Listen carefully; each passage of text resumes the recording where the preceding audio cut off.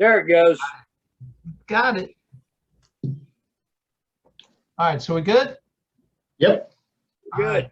So welcome everybody to the August Free Press Salon. I'm gonna stop sharing this for a second. I just wanted you to know our theme today is looking into nutrition in a way that we really, as a free press community, need to really learn how to be sustainable on this planet and to be in honor of Mother Earth. And so when we talk about radical, that's meaning getting to the root of what this means, to the root of what it is. So there's a lot of different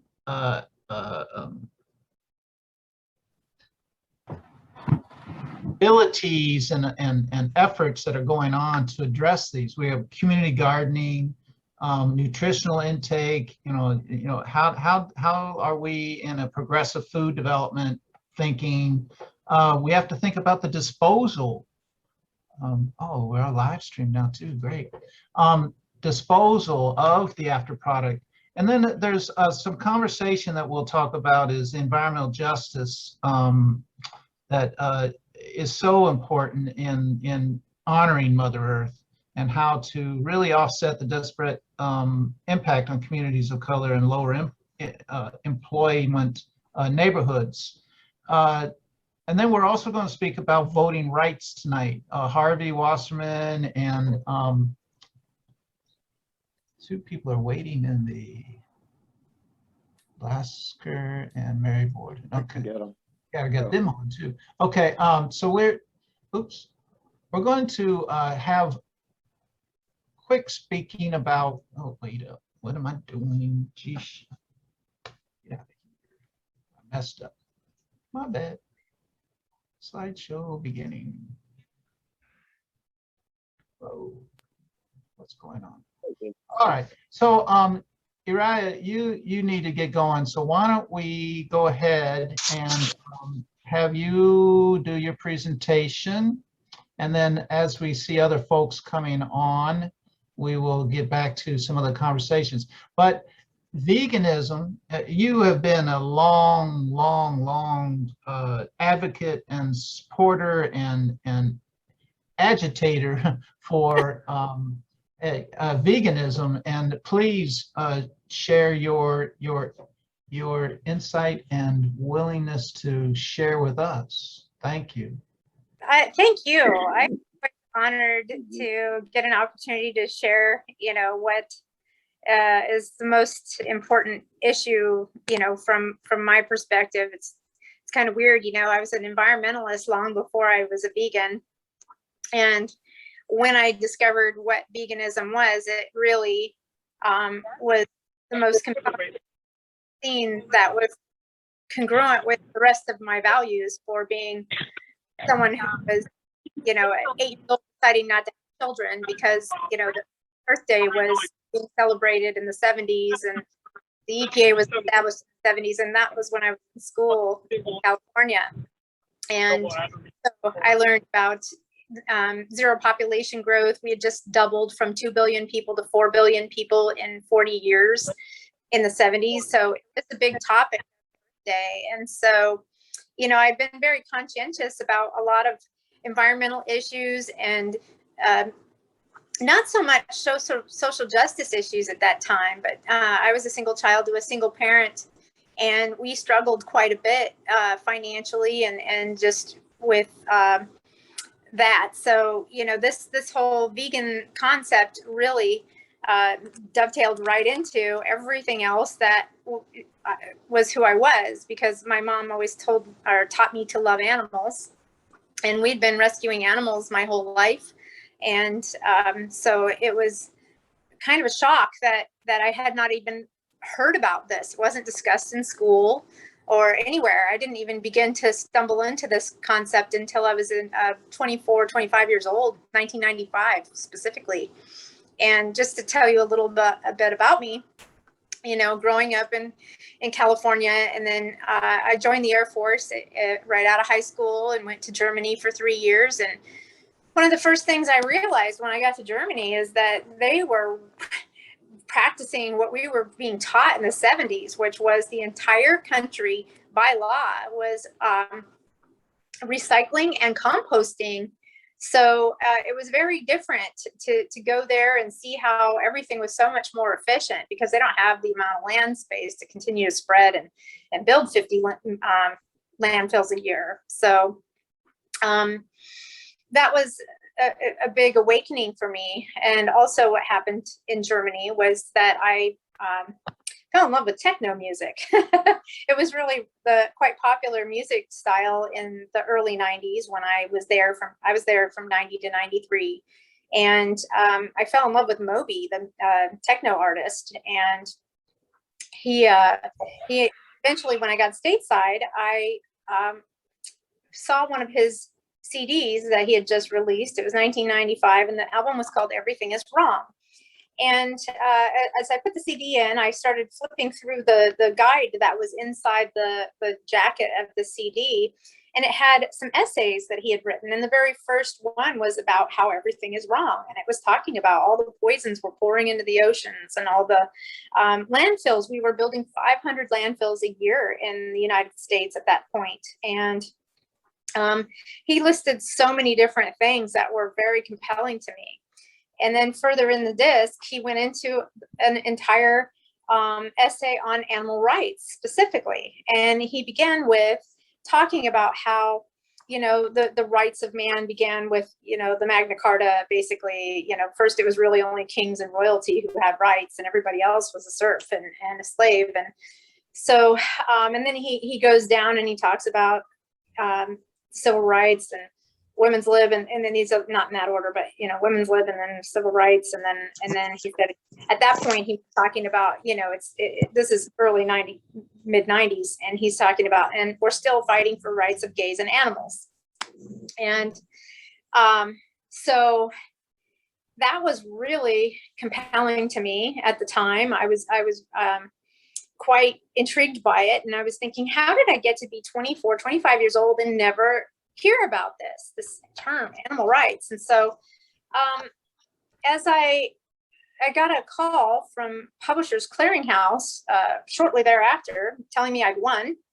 This is back when we had landlines, and they said, I said, well, what did I win? Is Ed McMahon out there with a $2 million check? And he said, no, but it says here, but you've won 4 free subscriptions, magazine subscriptions. And I was like, okay, great. Tell me what you have. And there's over 200 to choose from. And one of them was the Animals Agenda. And I said, well, tell me what's the Animals Agenda? And he said, it says here it's the premier animal rights magazine. And I was like, animal rights?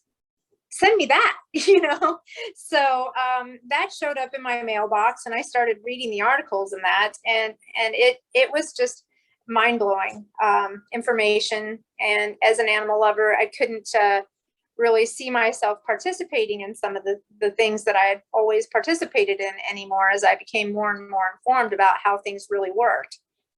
And so that was really how I got introduced into veganism, because I learned that veganism is, it's at its root, when we're talking about roots, at its root, it is the pursuit of living as fair as possible for all earthlings, both human and non-human. And that's really what drives vegans. It's about acknowledging the personhood of other earthlings and respecting their right to coexist here on planet Earth with us. And so what causes this disconnect that we have is our blindness is called speciesism. And that's how we've identified that we have arbitrarily devalued other earthlings simply because they are not human.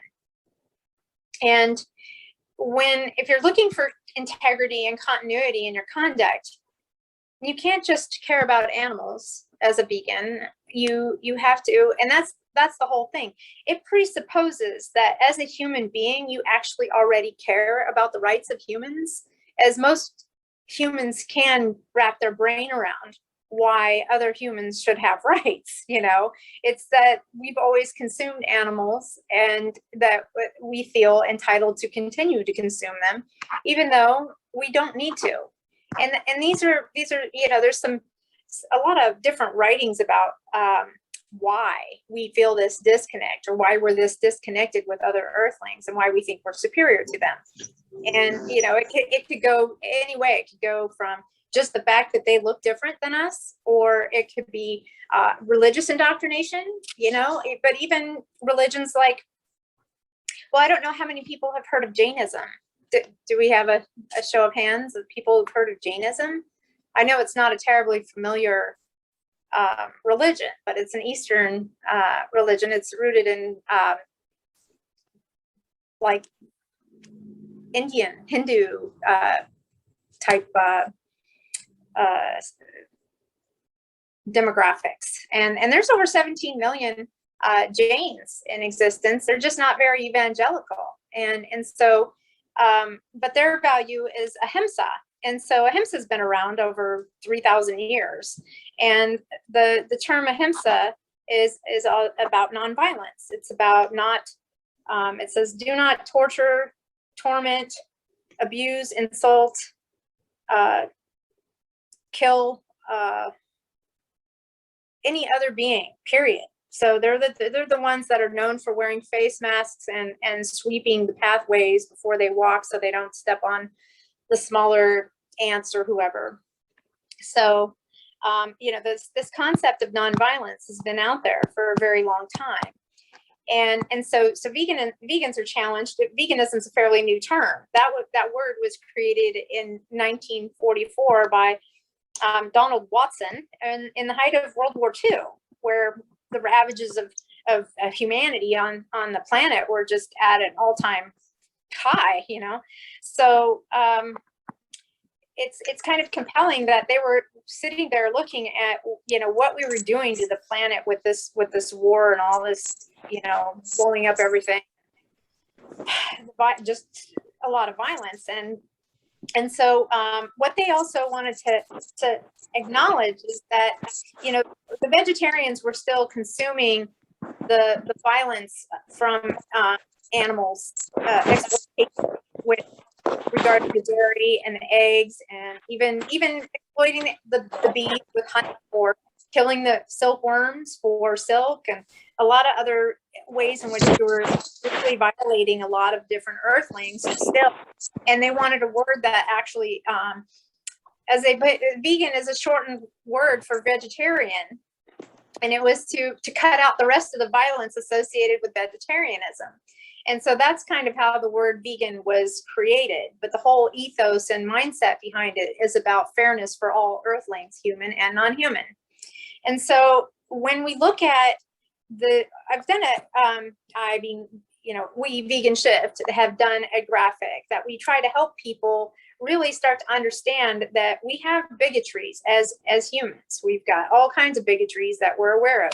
Big ones are like sexism, racism, ableism, or there's so many. I have a graphic about it, and I wish I would have uploaded it or shared it with you so you could have it to view, but I can send it on and perhaps you can add it after the fact. But it's pointing out all these different types of bigotries that we have, against different demographics for whatever reason, that we were raised in a culture that didn't like other groups for the arbitrary biases that we have.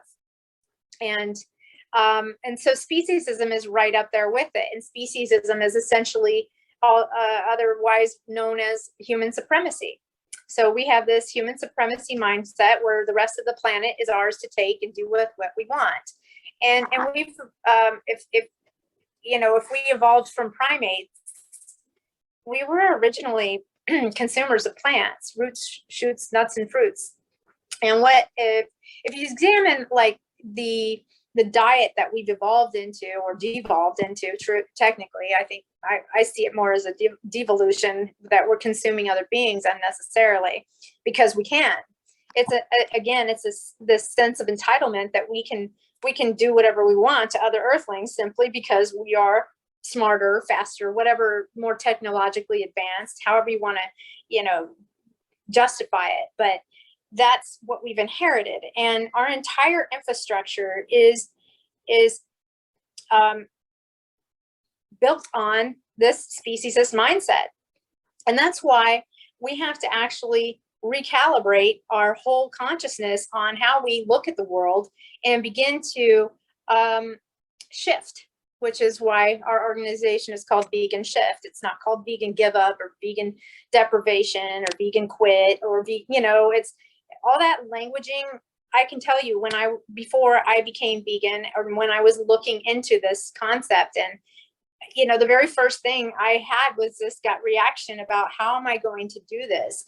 How am I never going to have my grandmother's tapioca pudding again? How am I never going to have my mother's chicken rosé again? How am I, you know, the first place I went was this deprivation drama, which is absolutely unnecessary because I still eat all of those things and I actually enjoy them more today than when I was eating them made from their animal sources. So today, you know, I have radically shifted, if you will, to a plant-based source for everything that I love. And so I gave up nothing and I feel better for it in every way. I also cleared up a 30 to 50% blockage in my carotid artery that I had already accumulated by the time I was 24 years old. And that was indicative of our family cookbook. I'm Scottish, Irish, German, French, and Norwegian. And all of our food was always like dairy, meat, cheese, you know, tons of animal-based foods. And I mean, suet pudding was a big deal for us. And that's like one of the most disgusting things when you look at what it's actually made of. So maybe I did quit that one just because it's sugar, fat, and alcohol, and there's nothing good about it for your arteries. So, but there was a reason my family members were dying prematurely between 48 and 58 years of age. It's really what you put in your mouth and other things that you consume. So this was the best thing I ever did for my health, and it's absolutely extended my life because I was fast tracking to the early death that everybody else in my family experienced. And today I have zero blockage in my arteries, and I've never had to have a procedure or take any drugs. It's living in integrity with our physiological and anatomical characteristics, which are plant eaters as primates, roots, fruits, nuts, and shoots, you know, berries, mushrooms, that type of thing. There's I think an acronym called GNOME, and it's greens, nuts, onions, and something else. There's essentially when you don't eat a bunch of processed garbage and you eat plants, and I eat a whole food plant-based or plant pure diet. I don't even say plant-based anymore. Plant pure is more accurate with what it is you're actually consuming, because plant-based is actually a term that's a clinical term that's talking about following the U.S. dietary guidelines of eating animal products as a condiment. So that's 0 to 3 servings, up to 3 ounces of animal protein a week. And as a vegan, I don't consume any animal products whatsoever, ever. So I do still eat meat. I still eat ice cream. I still consume a ton of things that I ate as a non-vegan. I just consume them from plants. We have plant meat, plant cheese, plant eggs, plant ice cream, plant everything. So, and people can't tell the difference. Or they'll taste a slight difference, but your taste buds adapt. It may not taste exactly how you want it to at first, but it gets better with each exposure. Your taste buds do change, and then you crave it. And the benefits are tremendous, not only to your own personal individual health, but on a macro level as well for the global environment. It's this whole human supremacy model that we've built that has us monocropping and doing all of these horrendous environmental practices, poisoning everything. You know, the leading consumption of the fuel, the oil that we produce is used in the agricultural business, which is predominantly used to feed livestock or animal agribusiness, not humans. So the majority, if you look at a breakdown of like the soy, the corn, the soy, corn, oats. It's like 90% of the oats, 80% of the soy, 70% of the corn is used to feed animals, not us. So that's what's created this whole monocropping, devastating farming method. And that's one of the radical changes that we as a society can embrace, is called veganic agriculture. And veganic agriculture moves into a much more fair for all. It's applying the vegan lens of consciousness to everybody in that chain, and the impacts on how we do everything. But as it is, most everything that we've done has been created under this lens of human supremacy. So once we awaken into vegan consciousness and begin to look at how to live symbiotically and coexist with our fellow earthlings, then all of these human speciesist paradigms that we've been living within, that we've inherited over all of these centuries, can be corrected, and we can have a true opportunity to heal our planet and heal ourselves and heal our societies. Because the amount of violence that goes into every single aspect of our world that is so hidden from view. Most of us have never seen it, don't have any idea what's going on, how things come to be packaged in the packaging that they are, that is no longer recognizable as the individual it once was. It is really, it can be exposed, which a lot of people are seeing this.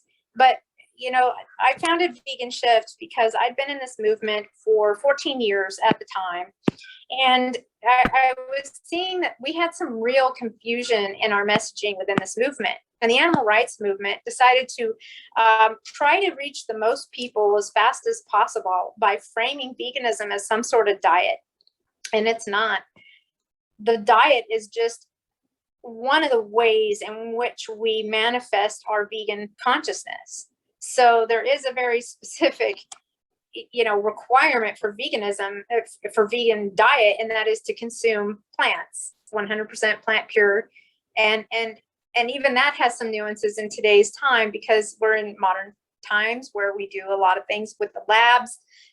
So there's lab meat and different things, and that's not vegan, and it's not even made from plants, but there's other things that we're doing that are very, can be experimented on animals. So it could be made of 100% plants, but they're experimenting on animals with that product, because it was done with, like, the Impossible Burger, for one. They were using heme from beets, but it was so high a content of heme iron, they wanted to get FDA approval so they could scale their business. And the requirements for FDA approval are that we test that product, that heme iron, on animals. And so that was done.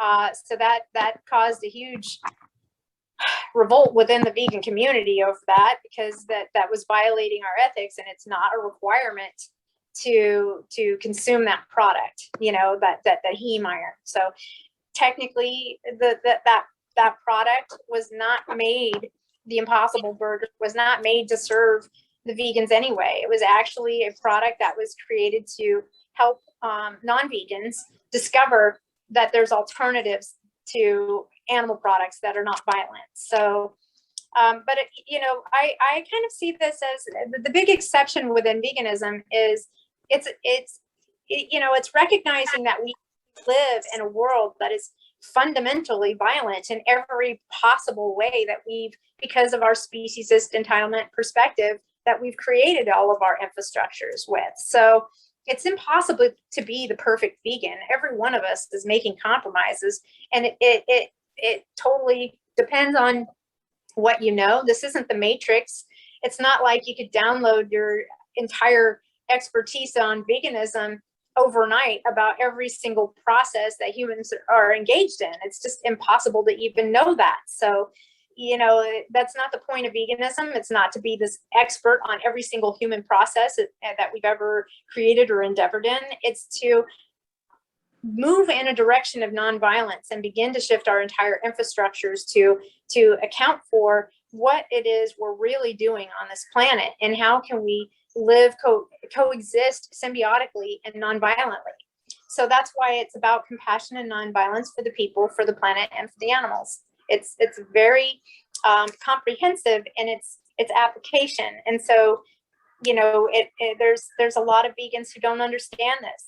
There are many people who are claiming a vegan identity, and they're really eating a plant-based diet. They're not even aware that there's ethics behind this. And that was a big part of the confusion with our movement, and why Vegan Shift exists, because they weren't really helping our community to understand that this is about fairness for all earthlings, human and non-human. So you can't be an animal lover and hate humans. The whole misanthrope meme, and we have a lot of vegans who claim to be vegans and are still hateful towards other humans, and that's really not what veganism is about at all. And that really has no place in veganism, to lack that integrity and continuity in conduct. So, you know, we're having to educate vegans on what veganism really means. It's not simply a diet. It's about fairness and expanding our consciousness and to include other earthlings besides, you know, whatever demographic we happen to be in the human population. So Eriyah, there's a lot of work. Eriyah, you mentioned a Jain as being one faith. Are there other communities that come to veganism or non-meat eating or the protein alternative that come from faith or other perspectives? Well, there are, I think anyone, you know, humans, I think intuitively, if we have any sense of developed empathy, that we can intuitively figure out that if we don't want it done to us, we probably ought not do it to others. And so applying that human test to anything we see going on anywhere is a good way to determine whether or not it's you know, what would be considered a vegan thing to do. And there are other demographics out there. There's I have a friend, she's Jamaican, and she said that they had something they call Ital, and that community is about nonviolence as well. And there's so they're, I think they're out of, well, Jamaica, the islands, and they were very clean in how they eat and not consuming animal. There's this jingle comes into play, and it's this kind of Bob Marley sounding. Yeah, the Rastafari and our vegan, absolutely.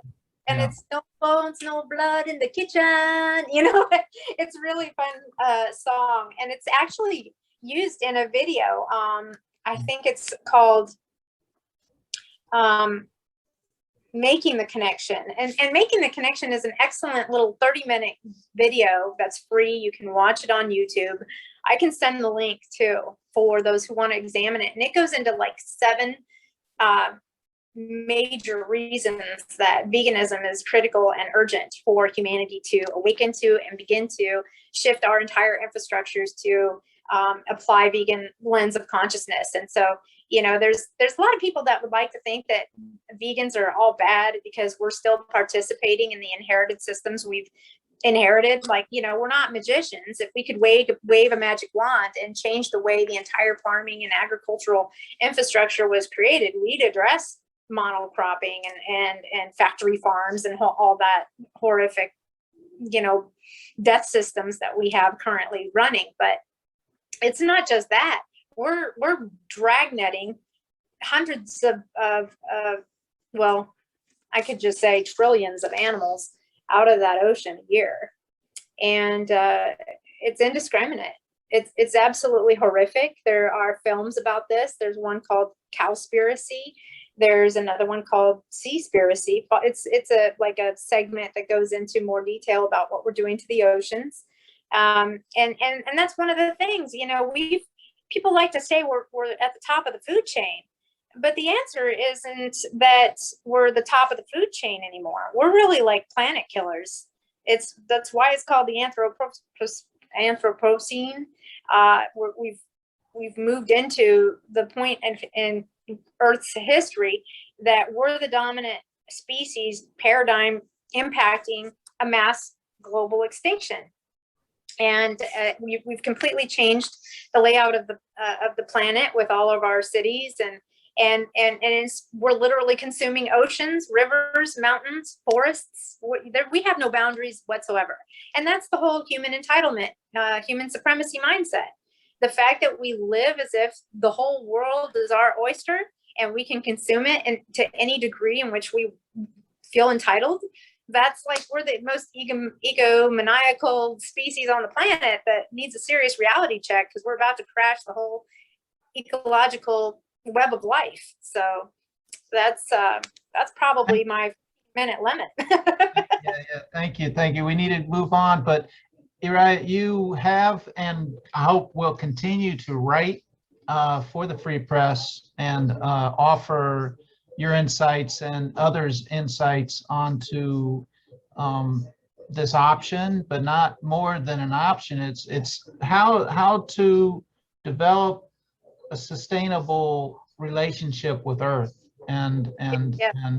We call it the vegan imperative, actually. But we are working, literally what I'm here in Texas doing right now is working on a resolution called Vegan Options Daily, so that we can at least begin to ensure access is available for everyone. So that's our goal, is to make we have some pretty big goals, and we would like to see veganism become accessible to everyone, available, affordable, accessible everywhere, every day for everyone is our objective.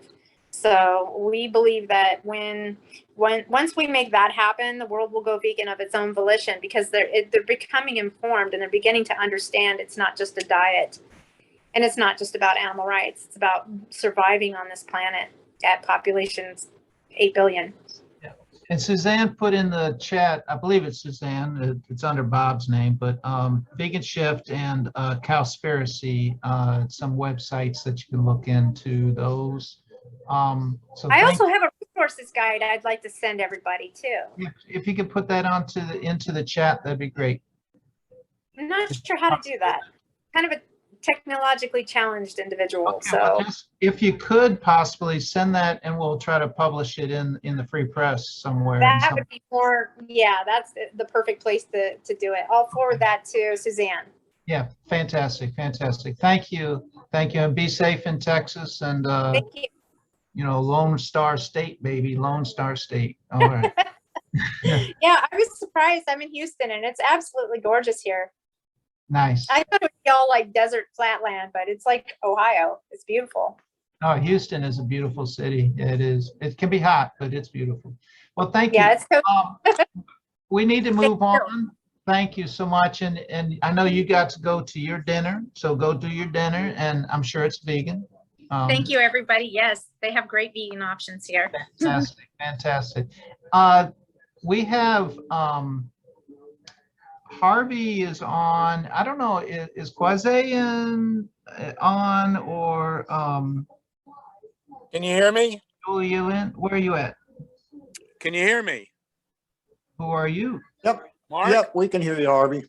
Okay, good. I'm at the same place I was the last time I came on a Salon, which is at the beach at Malibu. Cool. And I don't know if you can see me. Can you see me? Where are you No. at? Yeah. Where are you at? Hold on. I'm in my car and I'm Harvey. looking at the beach. Can you see that? Oh, I see now. I do. Yeah. That's the beach. I'm going to stay in the car. There 'cause I'm you are. plugged in. There you are, Harvey. So Harvey, we got you on, and Reverend Joan, she's going to talk a little bit about the local activity that's going around. August 28th is a historic commemoration of a march, voters' rights, basically. And there's a national march, and there's many regional marches. We're trying to create something locally here. And so Harvey, why don't you give the national, and then Reverend Joan, you give the local what's going on, okay? Okay, so it's a 4-day event, and can you hear me? Yeah, Yeah. it's quiet, but Okay, so up your it's a voice up it's a a little. 4-day event, but we changed everything because of COVID, and so Joel Siegel and I, Joel used to be the legislative assistant for John Conyers. We are in charge of August 30th. Now I can't really speak to what's going to happen on the 27th, 28th, and 29th. Originally, there was going to be an awards banquet on the 27th, major marches on the 28th and 29th. And then on the 30th, we were going to do a drum circle at Lafayette Park, deliver a solar panel to the White House, because we want the White House to become a clean greenhouse, and then have a round table at a church. So what's left is we're going to have the round table, but it won't be at the church. It's going to be a national Zoom. And Steve is one of the engineers.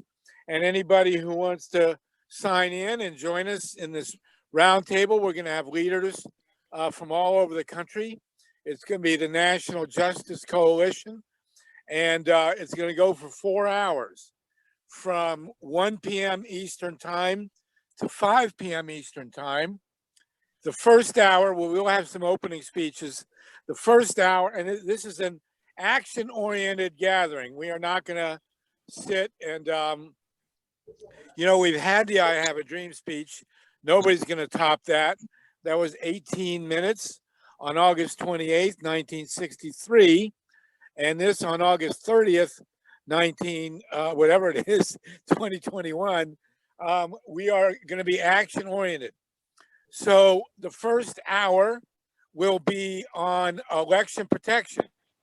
And we're going to talk about, as you might have guessed, all the thieving and constitutional shredding that's going on, designed to make sure that people of youth and color can't vote.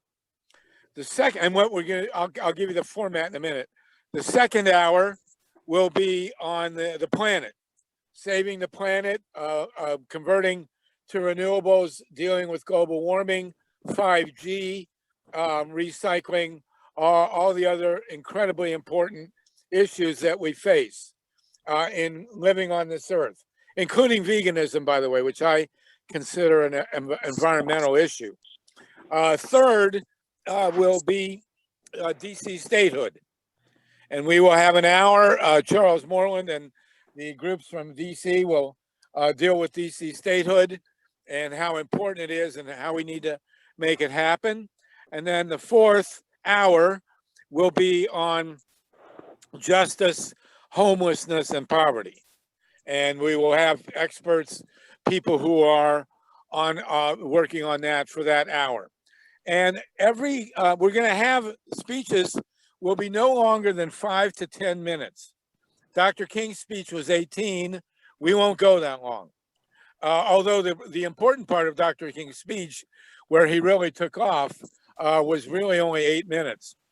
But what we're going to do is we're going to have people who are in key activist campaigns and organizations present 4 things. Going to say who they are. They're going to give the nature of their organization and the nature of their campaign. Then they're going to explain to everybody how everybody can plug in and help. And then they will give their contacts. And in each hour, we hope to have up to 10 speakers. So they're really not speakers, they're activist presenters. And what we hope to have come out of this 4-hour thing, I mean, you got to remember it was going to be in a church for 4 hours. Now it'll be on Zoom for 4 hours, but it'll be 4 one-hour segments. And what we hope to have come out of this is that everybody's going to know pretty much what everybody else is doing and how they can help and how they can get in touch. Now, this is on August 30th. In September, we will reconvene and we'll have another 4-hour gathering, but it'll be entirely on election protection and voter rights. In October, we'll convene again for 4 hours, and it will be entirely on the environment. In October, November, in November, we will have reconvene again for 4 hours. It'll be entirely on DC statehood. And December, we'll again reconvene for 4 hours, and it'll be entirely on justice, homelessness, and poverty. So that's the basic structure. We're obviously not gonna, in the age of COVID, we're not gonna, in the relapse of COVID, this is the COVID relapse. And by the way, it happened this way in 1918. The flu, the influenza, hit in the spring and just slaughtered people all over the country. And then people thought we had it beat in the summer, and it came back in the fall and slaughtered people again. And that's exactly what's happening this time. So, well, it's actually a little more spread out. So, and they didn't have they never got a vaccine in 1918, or a lot more people would have been died this year. So that is the basic format. It will be on Zoom. Steve Caruso is one of our esteemed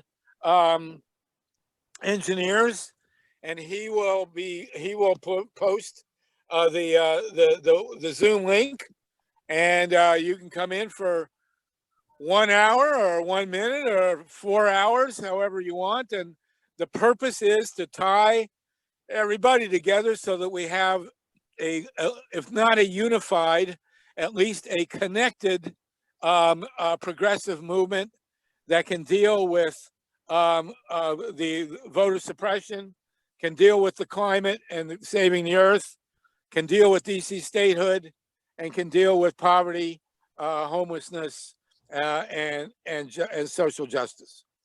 So that's the basic lineup. Thanks, Harvey. Sorry you're stuck in Malibu Beach. I'm sorry that it's really torture, but somebody's got to do it. Reverend Joan, do you want to give up the local information about what we're trying to do on the 28th here? Sure thing, because August 28th is the anniversary of that March on Washington for Jobs and Freedom, originally, just created by the Reverend Dr. Martin Luther King Jr. back in '63. And so, as part of this, we're having a sister march here in Columbus to go along with the Washington one from our revolution. And also there's sister marches in Dayton, and I know Cincinnati's creating one, and Cleveland, but I'll just tell you about Columbus. We're trying to raise up the issues of the intersectional injustices that we face. So that's why this is a Justice for All rally.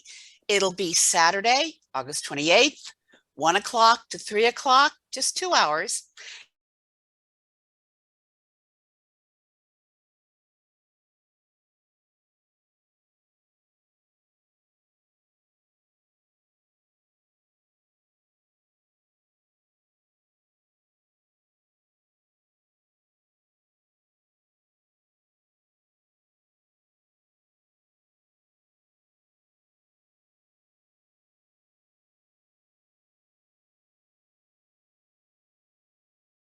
And become part of it. So folk will be able to do something at the end. They'll have some marching orders. They'll have ways of becoming involved. And there's over 24 nonprofit justice-oriented groups already signed up, like UU Justice Ohio. Of course, Our Revolution is kind of our foundation here. Single Payer Action Network, the Kalin Institute, League of Women Voters, Simply Living, League of Women, I've already said that, Sierra Club here in Ohio, Freedom Bloc, Unions of Service Employees International, Crazy Faith Ministry, Ohio Council of Churches, Faith in Public Life, Our Voices Together, that's fighting anti-protest legislation, Socialist Alternative. There'll be LGBTQ groups. I mean, in other words, a lot of folk coming together.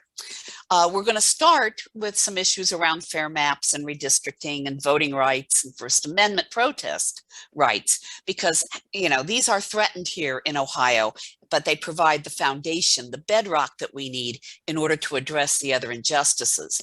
then we're going to hear about some of those injustices and how we can address those, including, you know, the freedom to exercise the vote, freedom to speak up and protest. So I'm inviting everybody to come and join us 1 p.m. to 3 p.m. August 28th. And as I said, I'm going to put a sign up link into the chat right now. And Yeah, Kathy, is there any? Kathy already did that, so. Oh, she did. Well, bless her. Okay, that's cool. And she put in the list, the right now list of supporters. Good. Yeah. Because every day I'm getting more people on board who want to be part of this, because we're too long in our silos. You know, we got this little silo here in this issue. We got this little silo here in this issue. We've got to come together if we're going to put our energies towards the kind of synergy we need to really make a difference. Thank you. Thank you. Yep. And if you want to join, you know where Northeast Broadway is. That's right at High Street and Broadway, right at the Kroger's there in Clintonville. We'll be there at 12 with the peace action that's been going on since 2003, at least since 2003 at that location. They'll be there at 12. If you want to help come in a little early and help set up for the 1 to 3, that'd be great. 1 to 3, we're hoping to take all 4 corners, that we have enough people there to take all 4 corners, and it will be an exciting time. Hopefully we will be able to rock Clintonville like we did in the early days of 2003 when we had 500 people out on the corners there. So please encourage folks to show up on the 28th. It is a historic day. We do have dreams still. We still have dreams. And as one brother told me one time, he said, Dr. King didn't get killed because he had a dream, it's because he woke up. So there you go. Let's see, Kathy, you had some announcements for Simply Living. I don't still see Julialynne or Kwesi in, so they may not be able to join us, but I'll cover their issues unless you, there's, go ahead, Kathy, and I'll talk about that a little bit second. Yeah, Julialynne's a great person. Hopefully she can get on. But so I'm, as many people here know, the new director for Simply Living. We're in the middle of a big project on a database transition that I hope will lead us to be able to track people better and get your newsletters to you by email, track when you attend our events and things like that. But we are exploding with events. Our volunteers are organizing a lot of events. So I'll just give you a quick rundown of some of them that are coming up. Next Wednesday is Randall Loop is speaking about aligning the spirit of living and money. So it's a preview of a course he's going to do next winter on your money or your life. It's about how to align where you spend your money with your, your values, your calling, also where you manage to make any money off of that. And he's been teaching this course for a long, long time. So I'm actually really looking forward to that myself. That's next Wednesday at 7. Also, we are co-sponsoring the Justice for All that Reverend Joan talked about. We're also co-sponsoring with Columbus Stand Up, a series of environmental justice talks. So they're going to hold 4 community dialogues basically about environmental justice. The first one is Sunday, August 22nd at 2 p.m. At the Barnett branch of the Public Library. That is right next to the Colonial Arms Apartments, which the Dispatch recently wrote about as being a really problem place. And so they want to have the people who live in this neighborhood talk about what they deal with in terms of environmental justice, on a daily basis. And these are, and so they want to listen to areas and neighborhoods where people are not often listened to and their voices need to be heard. And so we'll let you know when the next ones are coming up, but that's the first one is the 22nd. Then also on the 28th, but mainly on the 29th, there's a film called The New Corporation. And this is part of our democracy series. So it talks about the corporate takeover of society justified by the rebranding of corporations as socially conscious entities. So you've probably heard of, corporate social responsibility and how much of it is real and how much of it isn't. So that's what this film is about. If you register for it, you get a link to the film on the 28th. You have 24 hours to watch it. And then there's a discussion at 2 p.m. on Sunday, August 29th with the outreach director for Move to Amend. And even if you don't manage to see the film, you can come to the discussion either way. And I have a link here. Oh, let's put that in the chat. That's the link there to register for the new corporation. And then we just lined up another event is in September. It's a tour of the Swaco landfill down in Grove City. And I was just at Grove City Eco Fest today. And this is like everybody took a flyer about that because people are really interested in touring the landfill. As we know, when we throw things away, they don't go away. They mostly go to the landfill.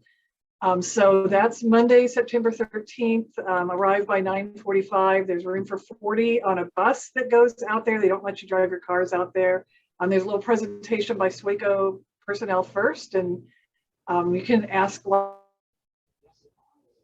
tours a lot. And so that will be very interesting. I mean, we intend to do more tours like of the recycling center, the wastewater treatment plant, possibly the city's tree nursery. So we want this to be the first of several tours of this type.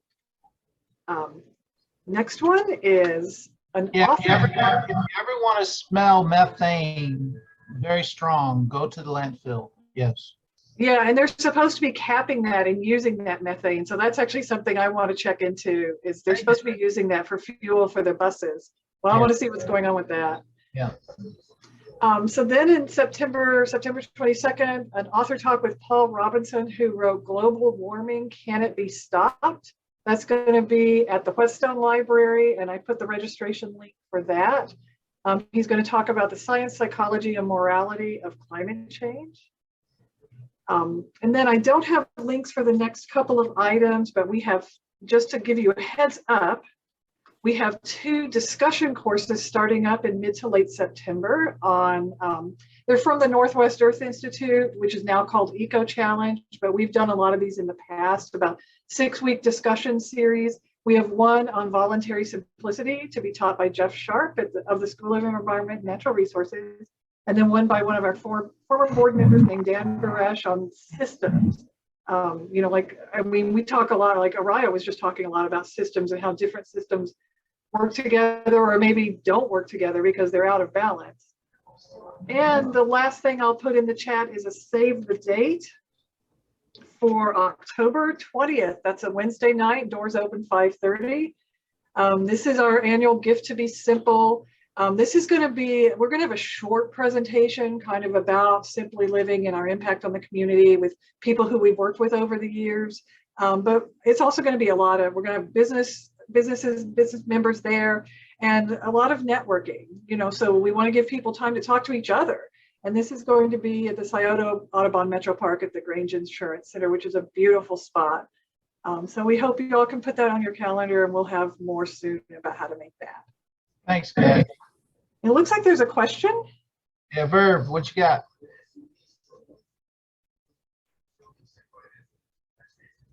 Mine was actually just another event, really. So I can go last if that's all right. Okay. I was actually just typing it in the chat. I can probably just do that and leave it at that. But that'll work. Yeah, I'm not good at Zoom, so I didn't. No worries. Sure. So just let me check our website for all of these events and our Friday email newsletter that comes out. If you don't get that, sign up for that, because Chuck Lynn puts that together and it has everything, like anything about sustainability, whether it's our event or someone else's, we put it in there. And just keep in touch. We'd love to see you at some of this. Thank you. Yeah, Simply Living and Eriyah and other folks, Julialynne Walker, Kwesi, Lowe, and Morgan Harper with the Stand Up Columbus. they're all really looking at how is Columbus to be sustained? How are we to be sustainable, and really to understand that struggle where we need to go. Verbs, why don't you mention this? It's about Julius Tate. So can you talk a little bit more about that? Yeah, Julius Tate was murdered by a SWAT team. Well, I don't know. I don't know exactly how it went down. I did hear it because it was right by my house. But he was 16 years old. Was set up in some kind of Craigslist scam thing, and got shot like 11 times. His mother is putting together 16 days of protest in September. I don't yet know which days they are, but I can get that information soon. I just heard about it this morning on her live feed.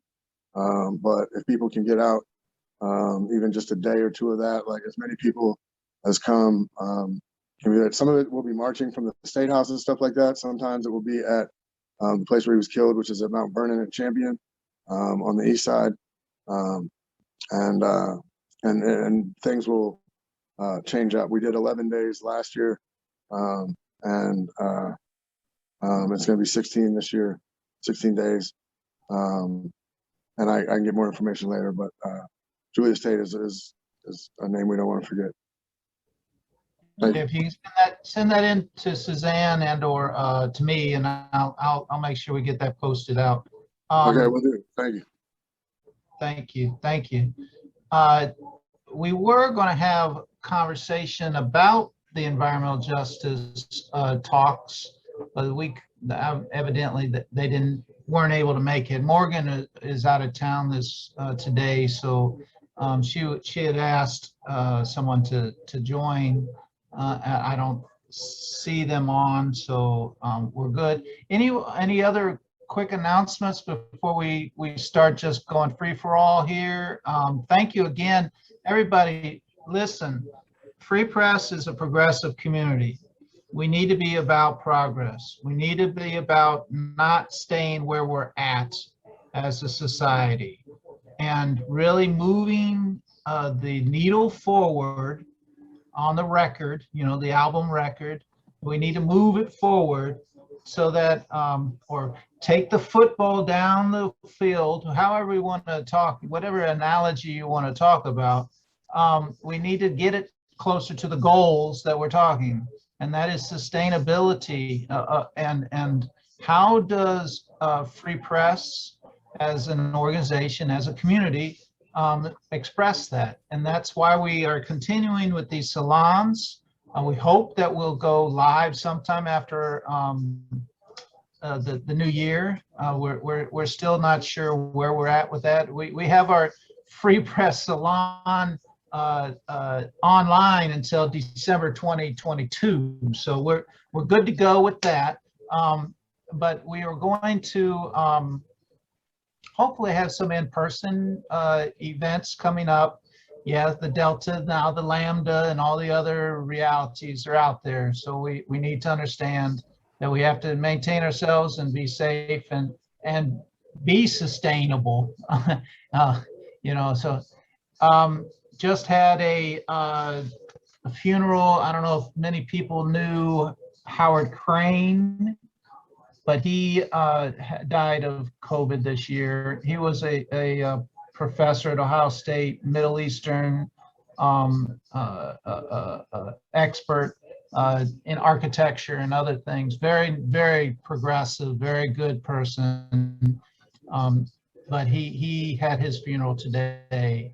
And I don't know if anybody remember Nick Crane, his son. He was very active with us back in the 80s and 90s.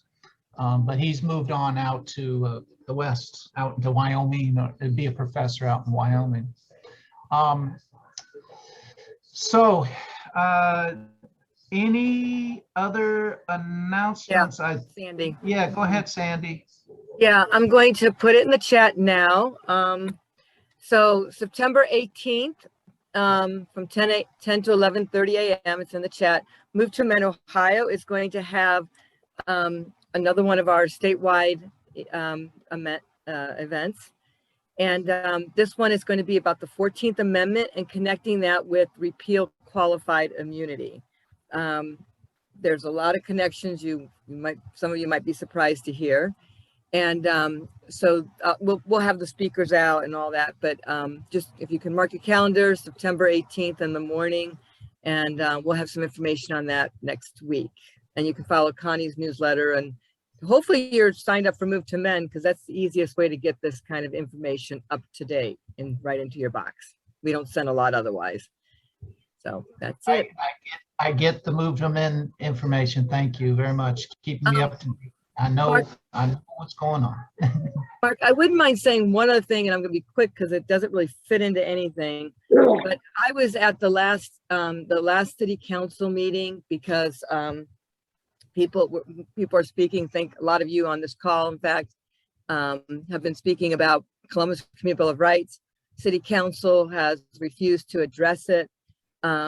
Forget supporting it. They have tried to squash it, and so people are speaking out about it at different city council meetings. And I was at the last one, and the way they treat speakers, the way they run their meetings, it's just deplorable. It's not about democracy at all. It's about the status quo. There were 3 non-agenda speakers. I was one of them. I did not speak until 12:25 in the morning because they went that long, but there's no reason that they have to have the zoning meetings at the same time that they have the people's business. Although the zoning meetings is also the people's business. They need to separate those things. It happens like this all the time. We are treated as if what we have to say is not important. They do not record us at the end, which caused great confusion. I wasn't sure if I was on or not, or for all I know, the city council members are listening. Maybe not. So Yeah, I'm just throwing that out. We have got to change city council, the whole thing. That came into being when your great mayor was council president. He got into a back and forth with somebody, and he decided that he didn't want it on the video anymore. So that became then that you're great mayor. Thank you, Sandy. Yeah, keep us up to date with what's going on with Move to Men, please. Brian, WGRN, WCRS, come on. WCRS, all right. The 28th at Double Happiness, they are having a fundraiser with WCRS DJs performing sets indoors and outdoors. Masks are required inside of Double Happiness. They are not requiring masks outdoors. And that's August 28th from 2 to 11 p.m. And I put that in the chat, but I'm pretty sure it's been eclipsed by all of Kathy Becker-Cowens' announcements. But I see it if you scroll up a bit. But it's Double Happiness, which is at Front Street, just south of downtown, in the Brewery District, across from Shadowbox. Thank you. Yeah, and Double Happiness is very good food. So yeah, I was hoping to hear from Dr. Julialynne, but because she's done great things with the community gardens in the Near East Side, and community gardens in the Near East Side are aligning together, collaborating together, they're meeting together, actually meeting together. They've had events at the various gardens throughout the neighborhood to show this community, a collective community of gardens, and in a time where we lost our beloved Cosset Street Garden earlier this year. I mean, it's these smaller community gardens, if they can all band together, that would be great to show a sense of camaraderie. agreed. And if you've never been to the Bronzeville Growers Market, it is happening, I believe, Thursdays at 18th and Mount Vernon, and it is in where the Willoughbys had their what is that semi truck thing in the stage.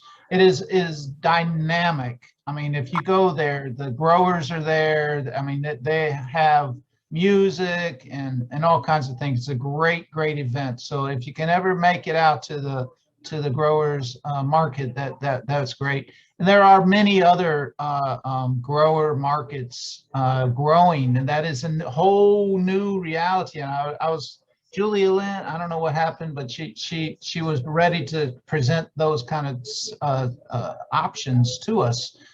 So please let you know that they're out there, they're doing their good work. As Brian said, they are a consortium of gardens that are on the Near East side of town. Bronzeville is, along Long and Mount Vernon, between the freeway, 71 and on out to Taylor, I would say. Maybe short of that, maybe Ohio. I don't know what Bronzeville is actually calling themselves right now, but Nobo is there. There's all different kinds, but Bronzeville is reclaiming history that we need to honor and be part of. So thank you, Brian, for doing that. And yeah, www.CRIS fundraiser. Please get down there if you can. It's not being done. It's not, I guess, an official fundraiser, but it is a fundraiser by some DJs that are running the CRS. Is that correct? Yeah, all DJs that have shows on WCRS, it's a suggested $10 donation. They will not turn you away if you don't have the $10. But definitely, Double Happiness is great food down there. So go eat and enjoy the experience if you can. That's on the 28th as well. So yeah, the 28th is starting to pack up like it has. The 14th packed up pretty good. Today was pretty. Started at 7 this morning with the wellness walk, and all the way till even tonight. There's things going on. Oh, there you go, Brian. Did you walk? Or did you just get the show? I did the 3+ miles, but yeah. Good. Yeah, but I heard it was a great event, and he's performing tonight at the Tomato Festival. Fantastic. Thank you. So we're going to go sort of now into sort of a free-for-all in a way. Yeah, Bronzeville, you Taylor, Jefferson, Broad Street. Yeah. So it only goes to Jefferson. Okay. Not all the way over to, yeah. Okay, good. What is this? Kathy just put a Grove City Echo Fest this morning. Yeah. There so many things happen. When we started organizing, we did a JPR celebration today, Joy, Perseverance, and Resilience. We had a great show tonight. A band that no one has ever heard because it had never existed. They're jazz instructors and performers that are part of Harmony Project, that are part of Fort Hayes and a whole lot of other folks, but they've never all played together except at this place. We're going to have that videotape and be able to push that out. It was a great experience today. If you've not heard good jazz in a while, it was good jazz today. I mean, I hear some sloppy folks that call themselves jazz players, but this was good jazz today. And we walked through the history from all the way back in the slave days to now, and how music has been used to join people in resistance to oppression and resistance. So we do need to always understand the cultural aspects. That's why we've always thought radio was so important. I mean, within the free press community. And Ronald is playing right now, but he's on mute. So that maybe he could play a little bit for us. I don't know. Hey, he's practicing. So no. All right. So let's do sort of a free for all. If anybody has anything that they would like to share, talk about, Ellen Baumgartner, do you have anything you'd like to talk? No, I thought you were leaning into that screen for something. All right. Bob, it's great to see you on the camera, and keep doing your thing, man. Keep doing it and keep getting better and better. Okay. We expect to see you soon. All right. Anybody got anything? Stephen and I usually hang on for another 40 minutes after everybody else signs off. So we start talking about crazy stuff. So if you want to just talk crazy, start talking crazy. Go ahead, Stephen. Start talking crazy. Yeah, you're crazy. Crazy. Mary Jane, who is the doctor in Pickerington? Mary Jane Borden, can you unmute? Who's the doctor in Pickerington for hemp? For user medical license? cards? For medical cards, Yeah. you mean? Or yeah, Yeah, Dr. Bridget Williams. Dr. Richard? Williams. Dr. Bridget Williams, can you hear me? Bridget. Bridget. Yeah, everybody, Okay. you guys are sort of quiet. I know you're quiet. You're timid people. I know. No, you're not timid people. Come on now, step it up. Yeah. Yeah, Bridget, Well done, you. she's out that way. Yeah. Joe Thank you, Motil Mary Jane. had something on Facebook about there are a bunch of anti-maskers who are going to go protest at Natalie's to this evening because Natalie's has a mask policy and they have a problem with that. Yeah, I was wondering what happened. I was hoping somebody stopped the mud hole in a couple of those anti-vaxxers because I'm about fed up with them. I'm fed up with anybody who doesn't think. there were over 200,000 that came out in Paris today that were anti-masker, yeah, go ahead, Kathy. Yeah, Paul's here. He was there tonight. He can tell you about it. Oh, good, please. Okay, good. Okay, so there were maybe 30 to 50 protesters. Proud Boys showed up with them. Oh, lovely. At least half a dozen. About hour 15 minutes in, some guy showed up on a bicycle and started to attack the photographers. He punched one guy. He came after me. I'm not proud. I ran into Natalie's and the crowd got between him and me and acted as a barrier. At least 4 or 5 people called the police and they got there about 15, 20 minutes later and he was gone by then. But it did get kind of intense toward the end. What was his issue? Just to come and cause problems, or He what didn't was want people to be taking photographs. Why was he even there? Did For the Natalie, protest. Oh, he was there for the protest and didn't like that he was going to get. Yeah, he didn't want photographed? people to be taking wanted to have a photographs. public protest, but not to be photographed. Oh, okay. A protest for freedom. But you're Yeah, not allowed to take pictures. Yeah, it ain't that bit. it's sort of a strange concept that's going on there right now. Yeah. These people are batshit crazy. They are. They I really hate are. to say it. Oh, yeah. God help me, I hate to say it. I can't say everyone is, but there are some crazies in there. But I cannot label everyone. I mean, with the Winnie and our board has been going through a lot of internal discussion about how to address this conversation, because it has to be a conversation. It cannot just be calling people names. We have to figure out, where are you coming from? What is going on? What is your source of information? Why are you at this point in your life, right? Newsmax, ONN, Facebook groups. Yeah, but those are not real news agencies. No, so. that's the issue though. It's not real news. And that's what they choose to believe. They don't want anything to do with the truth, Mark. I've tried to reason with these people. I've tried to be a nice guy. Well, I'll tell you what, the asshole side of Charlie's about to come out because I've had it. We're in this situation